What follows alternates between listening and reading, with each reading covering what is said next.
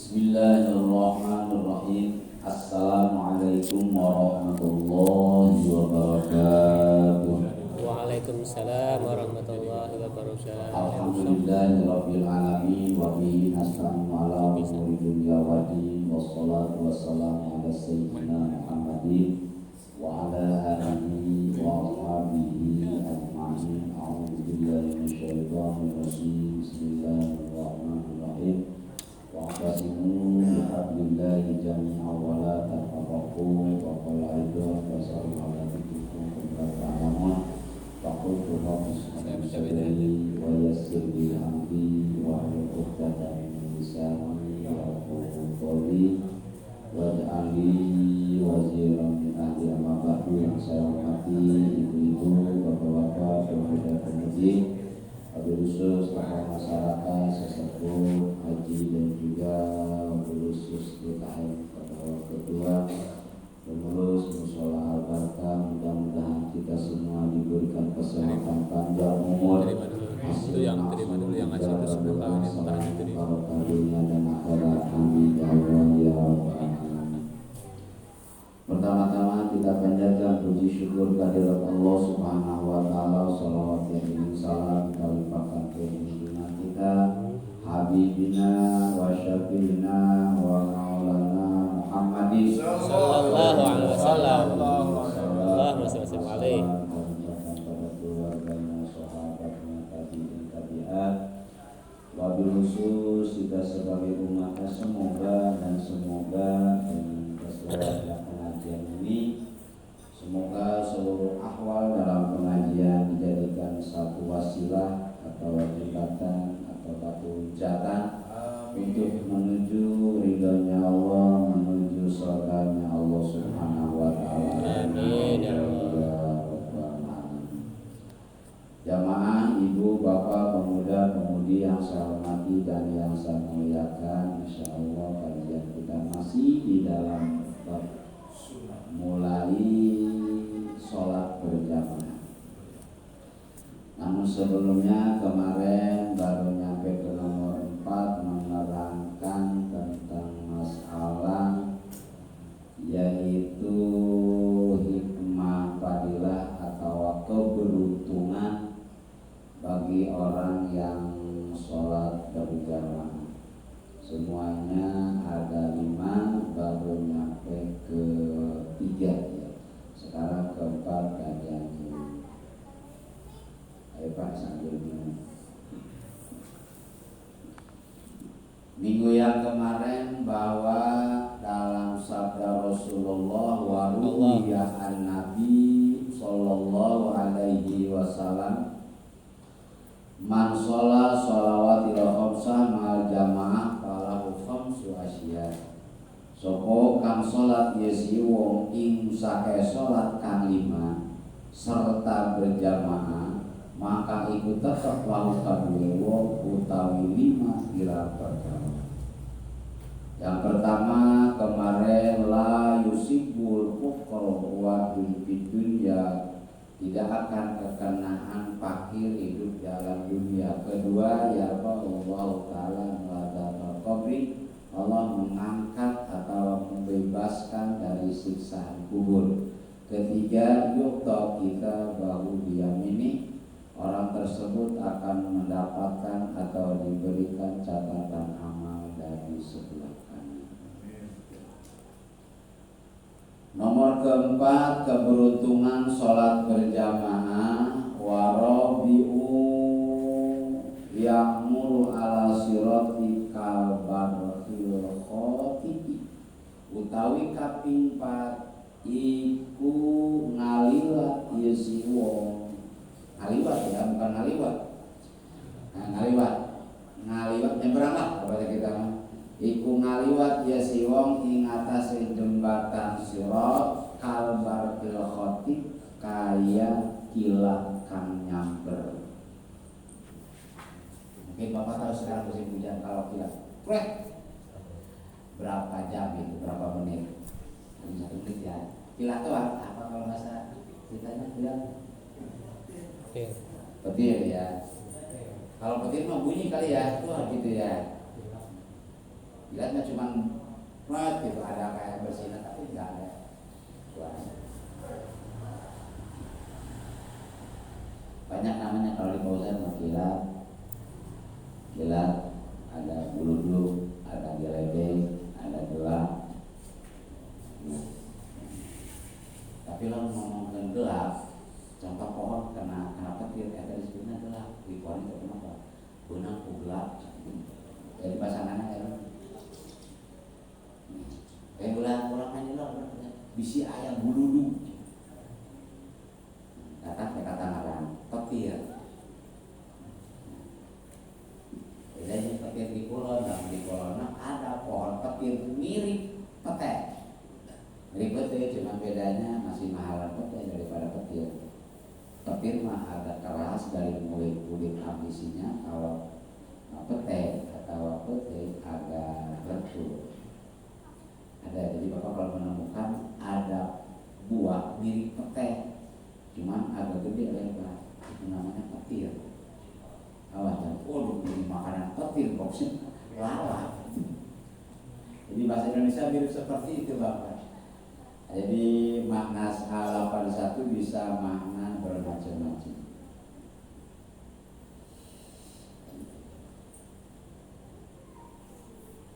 Yang keempat, ngelewatin jembatan Sirot kalbar khotib mirip seperti kilat nyamber.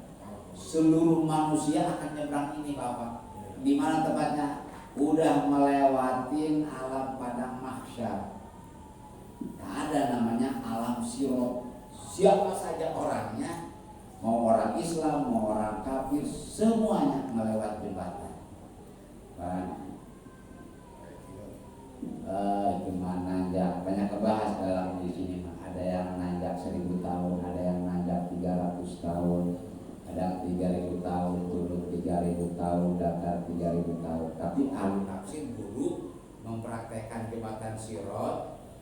Nah, mirip seperti inilah jembatan Sirot ini. Jadi, nah ini jembatan ini, jadi ini bara api. Nah ini jembatan ada di tengah-tengah bara api. Itu bedanya. Terus, nah di sampingnya ada campuran daging yang jualan di pasar gitu kan. Coba, kalau bukan amal siapa yang enggak kecantol kakinya coba, Pak Uci. Coba. Nah ini jembatan bagaimana amal. Tapi dalam tafsir bagi orang yang soleh mirip seperti jalan tol lebarnya. Bagi orang yang celaka mirip seperti rambut di belah kiri.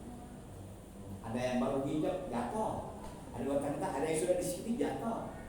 Jadi jembatan ini mah kembali kepada amal seperti ini. Cukup dalam hadis menerangkan kalbatil khotib, mirip seperti kilat nyamber. Dari sini yang jarak tempuh ribuan tahun cuma nyampe. Nah di sini telaga punya kanjeng Rasul namanya telaga Kausar.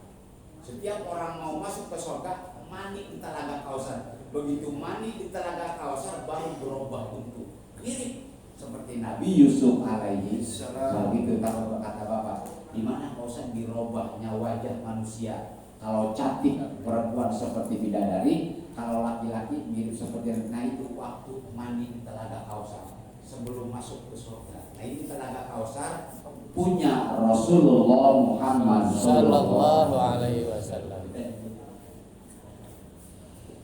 Nah, kayak kalau sholat berjamaah, dan terserah Bapak itu mau di masjid, mau di musola, mau di ya kalau berjamaah.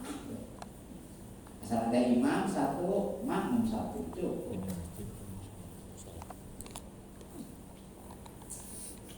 Tapi Pak Ustaz mah jujur aja, Pak Ustaz jarang berjamaah, apalagi dohor asar. Jarang deh. Kadang-kadang enggak dengar ada tidur. Lagi musim hujan ya. Pada KM pengennya ngacak-ngacak spray. Tiduran saya musim hujan. Tidur, bangun kencing, tidur lagi. Ngacak-ngacak spray mulu.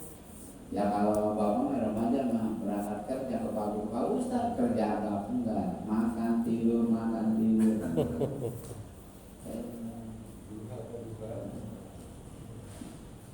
Ya Jadi Bapak jangan sampai maksud dosen begini mereka aduh mau ke musola hujan bagaimana di rumah bisa ajak anak apabila kita punya tetangga baik tetangga ke musola enggak lah malas yuk kita berjamaah di rumah saya yuk mana sih di teras saya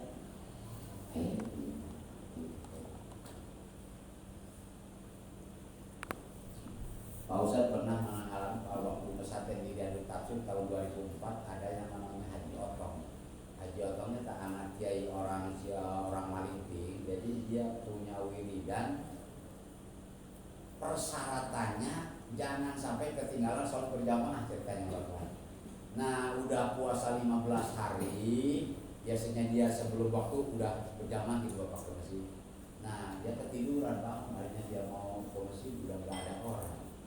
Akhirnya ngajakan teman, wah kami udah pada sholat kata dia. Begini aja lah, karena ini udah mau setengah 2 katanya dia doang. Saya balik kamu dengan rokok sebungkus berjamaah dengan saya. Kata teman, ayo oke, sering-sering aja begini katanya nih. Katanya, nah gitu Pak. Kata orang anak pengen berjamaah, wani ngebayar sebuk situ kayak ikut berjamaah, yang mana ikut berjamaah. Coba pada kayaknya lah, masyarakat sini dikasih duit 100.000 aja tiap berjamaah. Insya Allah ini pun duyun di asal berjamaah aja, ayo nanti itu 100.000 saja. Karena mereka iman, bukan urusan.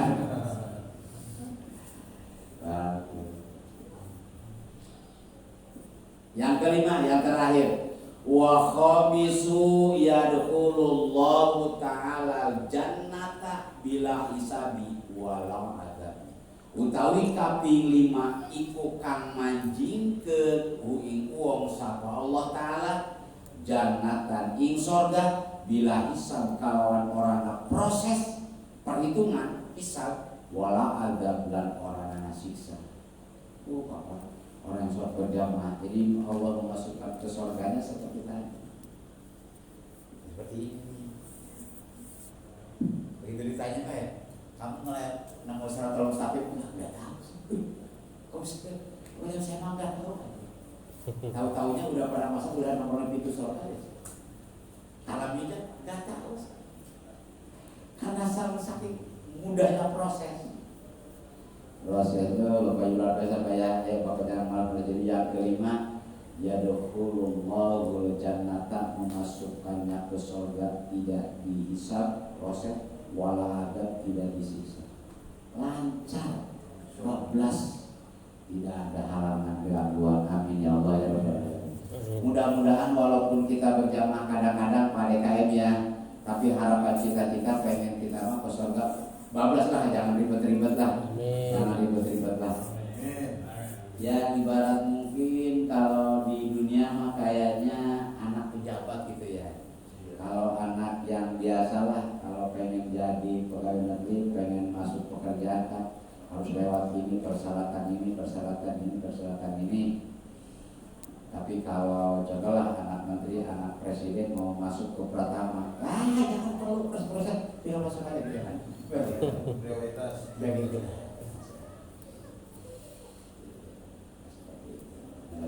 Padahal nggak bisa apa-apa. Mudah-mudahan kita begitu. Ya akhirat kata malaikat siapa Anda? Umat Rasulullah. Rasul yang mana Anda? Kata malaikat Muhammad bin Abdullah. Wah, bisa masuk. Mudah-mudahan itu.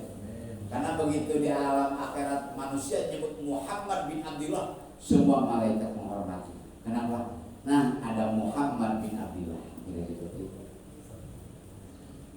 Ya seperti kalau di kita mah kita ke kelurahan, kita ke kecamatan atau ke wali kota kita nyebut Pak Ansori aja tuh udah semuanya. Jangankan ke situ kita naik angkot aja gratis naik angkot. Siapa ini? Oh, saudaranya DKM Albarka. Ayo udah naik gratis.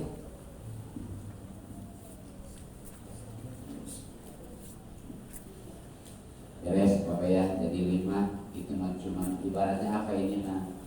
Ini mah kalau di ilmu medis mah Bapak obat.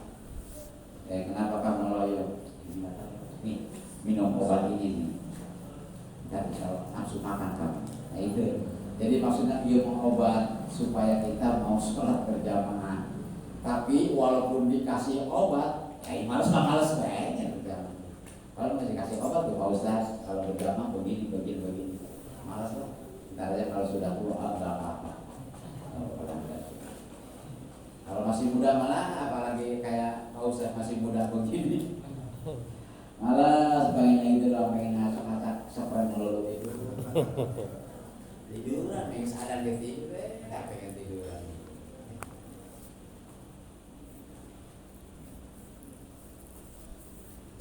Baru pikirnya berjamaah. Tadi habisnya. Minggu yang kemarin nyampe kepada Jumat. Jadi kalau di Jumat maka syarat berjamaah. Persyaratannya dalam Jumat 1 rakaat, yang 1 rakaat lagi yang kedua boleh mufrad. Kalau tidak berjamaah batal. Kalau di sholat yang 5 waktu hukum ada 2. Dalam manqul madhab Imam Syafi'i, karena di sini kalau yang di dalam kurung itu langsung dari Imam Syafi'i, hukumnya sunatul muakkadah, sunnah kang den kukuhaken, sunnah tapi jangan ditinggal. Imam Syafi'i mempunyai murid terus sampai ke bawah kurun 676 Hijriah ada yang namanya ulama Imam An-Nawawi yang benar-benar dalam madhab Imam Syafi'i kalau sudah pendapat Imam An-Nawawi, kalau sudah Arabi, bukan Senawi Tanahara ya, kalau Senawi Tanahara Nawawi, kalau Imam An-Nawawi yang ada di daerah Mesir, terus mondar-mandir Madinah Mekah, dan hidupnya di tahun 600. Kalau Senawi Tanahara kemarin zaman Belanda. Kata Imam An-Nawawi, bukan sunnah muakkadah, fardu kifayah. Kalau dalam satu kampung musola tidak ada yang berjamaah, sekampung dosa. Kalau masjid tidak ada yang berjamaah, sekampung dosa. Maka dibentuklah di masjid ada tukang merebut, ada tukang BKM, supaya apa? Ngatur dalam ubudiyah kegiatan di masjid sebetulnya. Jadi kalau bisa Pak Sore di masjid baiklah, di musola, tidur, berak, makan sini aja udah. Dia kayak digaji kayak dia tuh wali kota digaji per bulan, jadi dia sebulan 20 juta, kayak sederhana lah. Terus berjamaah. Iya, namun Pak Ustaz jadi presiden, maka kalau kita ngambil hukum fardu kifayah. Fardu kifayah kan nolong orang banyak biar enggak dosa. Sebenarnya itu fardu kifayah. Seperti kita ngurusin mayit kan fardu kifayah. Ada satu orang yang ngurusin mayit, sekampung bebas. Tidak ada yang ngurusin mayit, satu orang pun sekampung dosa. Sebenarnya kita bersyukur orang yang mau berjamaah di musola, syukur sekali bisa ngalami menyelamatkan suatu kaum. Terserah Bapak nanti. Tapi ya Pak Ustaz, ini kan 2 pendapat kan fikih seperti itu. Yang paling bagus, nah kembali dalam ilmu fikih setiap bertolak belakang usia yang tua dengan usia yang muda, yang menang adalah usia yang muda. Berarti fardu kifayah. Kalau saya mau langsung ke madhab Imam Syafi'i, sunnah muakkadah. Kalau sholat 5 waktu fardu ain, kalau berjamaah fardu kifayah. Summa subiha. Yang kedua dalam berjamaah sholat subuh hari Jumat. Jadi yang paling gede berjamaah sholat Jumat, bahkan itu wajib. Yang kedua yang paling gede pahala ganjarannya berjamaah sholat Jumat, sholat subuh di hari Jumat. Nah Pak Ustaz nanya, emang ada perbedaan Pak Fauzi berjamaah hari Minggu ya atau hari Senin dengan hari Jumat, ada perbedaan? Banyakan mana itu? Banyakan malam hari Jumat. Tapi kalau di musola Pak Ustaz kalau hari Jumat di subuh sedikit. Ya kan di kamar mandi rebutan mandi pinjam istrinya. Lagi dalam sekolah Ustaz, mereka di rumah ada kamar mandi 1, ada anak udah berumah tangga 2, saya dengan ibunya, itu gantian 6 orang man. Oh ya. Oh, kata jadi paham Pak Ustaz. Jadi ini Pak Ustaz Pak, hari lamun subuh hari Jumat berjamaah paling ada sebaris. Tapi kalau bukan hari Jumat ada 2 baris, bahkan lebih dari 3 baris. Nah, jadi hukum kenapa sih Pak Ustaz bisa jadi sedikit, pahalanya gede. Kalau di dalam yang 5 waktu paling gede pahalanya berjamaah sholat subuh di hari Jumat. Yang kedua, summa subhi, berjamaah sholat subuh di luar hari Jumat. Berarti hari Kamis, hari Rabu, hari Selasa, hari Senin, hari Minggu, hari Sabtu. Itu peringkat nomor 2 pahala ganjaran. Yang nomor 1 mah dalam 5 waktu sholat subuh hari Jumat, gede pahala. Yang kedua, berjamaah sholat subuh bukan di hari Jumat. Ayo Bapak, yakin kalau hari Minggu atau hari Senin berjamaah subuh, oh rame. Tapi kalau hari Jumat kadang-kadang kita ada juga ketinggalan, kalau mau udah pada komat di sini di Albarkah Membaru. Allah Akbar ya, baju panjang sebelah pengalaman Pak Ustaz.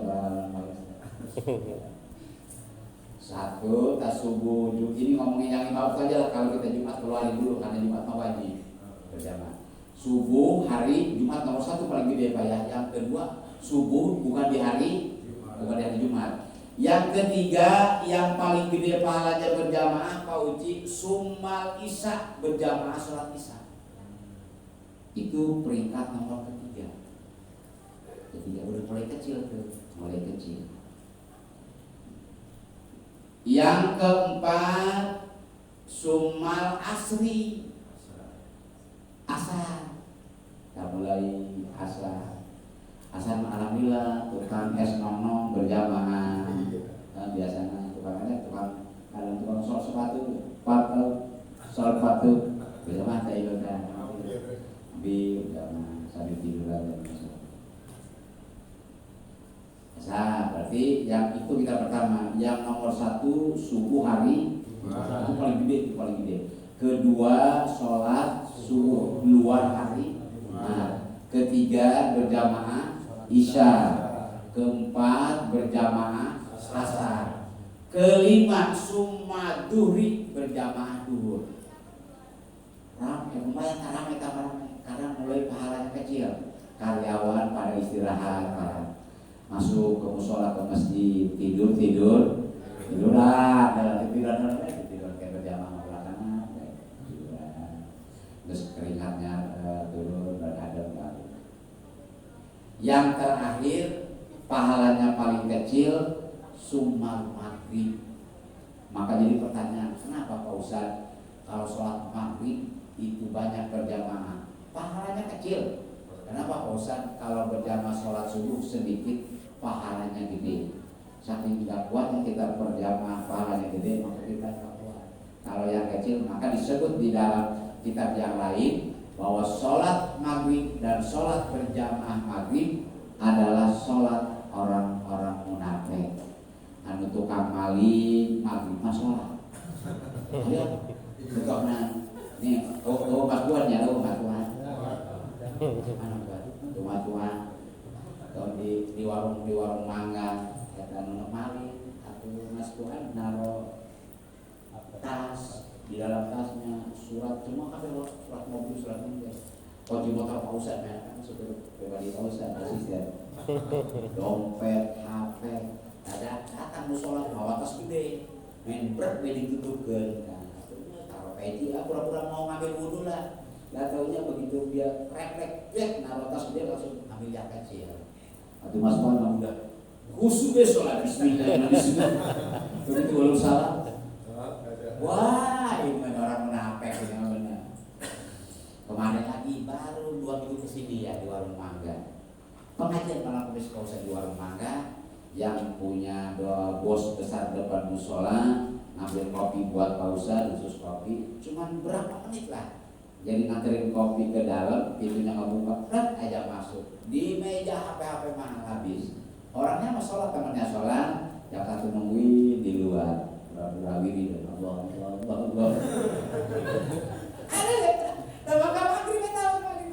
Nah, maka nu maghrib maling kesempatannya bapaknya.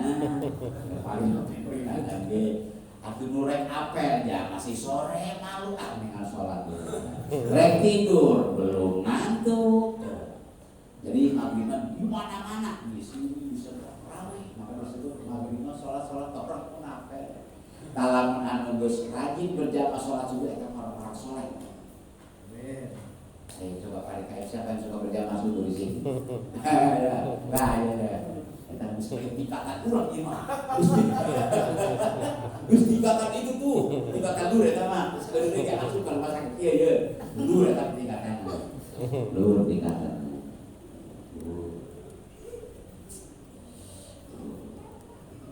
Tapi kalau di pesantren pengalaman Pak Ustadz mah begini Bapak.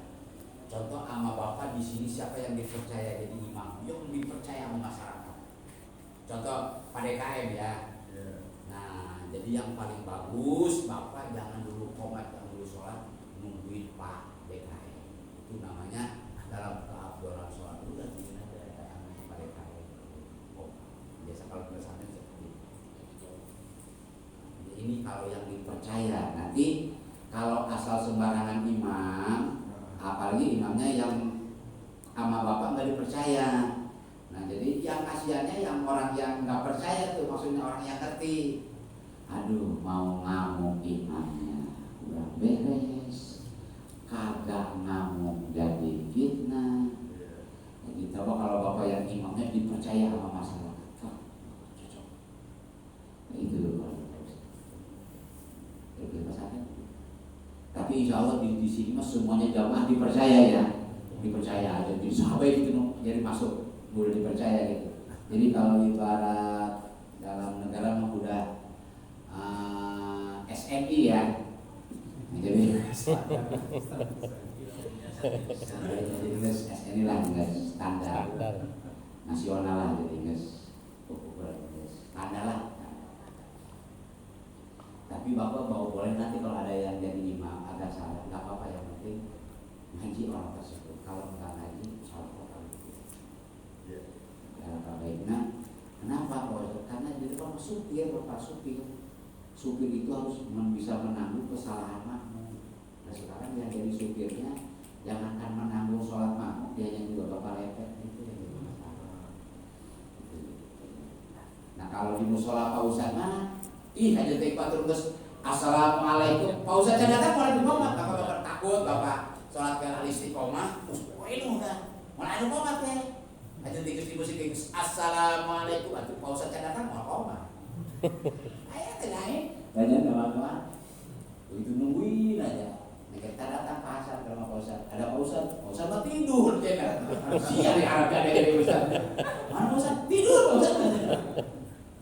Tapi kalau Pak Ustadz pribadi suka sholat sunnahnya di rumah Qobliyah, nanti beres Qobliyah datang ke sholat tinggal komat. Karena dalam berjamaah sunnah nunggu kawan biar berjamaahnya banyak, tambah banyak, tambah itu. Ayo kita hitung. Jadi sholat yang paling gede berjamaahnya subuh hari Jumat, kedua subuh di luar Jumat, ketiga berjamaah Isya, keempat berjamaah Asar, kelima berjamaah Duhur, keenam berjamaah Maghrib. Jadi karena subuh ada dua di sini maka jadi 6. Jadi kalau yang paling gede subuh hari Jumat, paling kecil adalah berjamaah sholat Maghrib. Kata Bapak pantesan Maghrib merame atau pahalanya kecil. Pantesan subuh hari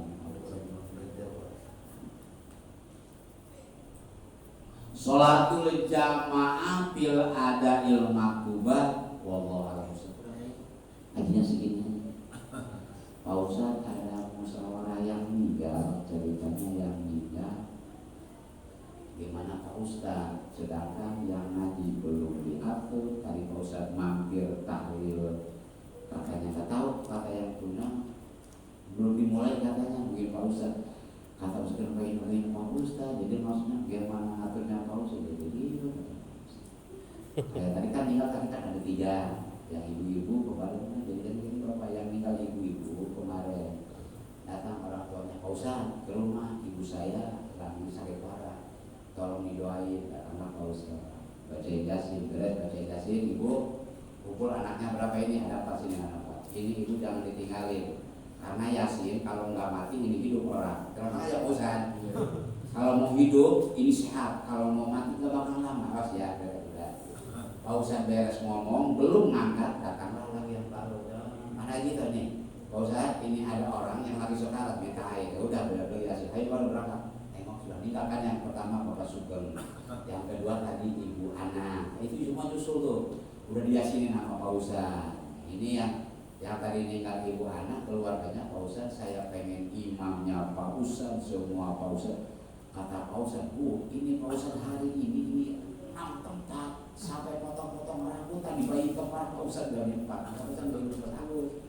Kata Ustaz, ini Pak Ustaz ambil bukan apa. Bagaimana Bu, ini kan bagian ambil keputusan cek. Pak Ustaz kalau begini enggak sopan. Saya pengen Pak Ustaz aja. Iya. Ibu sih pengen, tapi Pak Ustaz enggak mau. Saking capeknya lama kemarin Pak Ustaz nikahin dan sepuh pulang jam 2 ke BSD, pesanan di BSD. Kata Pak Ustaz capek amat ini jadi Ustaz. Apa eureun bae jadi Ustaz. Jata-jata udah mandi munar malu mandi pada KM nyempil baik upload 10.000. Alhamdulillah. Bos ikhlas ribu. 10.000 ya alhamdulillah. Diberes gua 10.000. Mudah-mudahan kabeli mobil Pajero. Kita usah kalau tadi mau saya mobil tadi kemana tadi? Tahib tadi, lail. Eta mobil leuh ngantuk Bapak. Tadi kemana saya ngantuk. Tapi ngantuk. Keseberang tadi habis ngaji enggak keseberang. Pak ngaji Pak, yang bener kamu iya ngaji. Udah ngaji lagi, mau berangkat nyalain motor ada orang mabuk lagi tadi. Cuma udah kesurupan setan minta air. Nah, kata setan air. Soalnya setan di sini kan bukan yang proyek dekat itu kayak kita. Aduh, mabuk lagi. Langsung nyelakau tamu sedot aja ke sini Pak Ustaz. Kata bos ada apa surat berbaik jadi Ustaz dia cuma sampai apa tuh mabuk kayak berdua. Ini kita cahaya. Aku tak punya tak mabuk dia pada kain. Maka kamati mah ketawa ya kamati. Aduh Ustaz belum baca ngasih air orang mabuk namanya dia kesurupan. Itu pengalaman lagi. Assalamualaikum warahmatullahi wabarakatuh. Waalaikumsalam. Ya Allah biha ya Allah bi husnil khatimah ya Allah biha ya Allah biha ya Allah bi husnil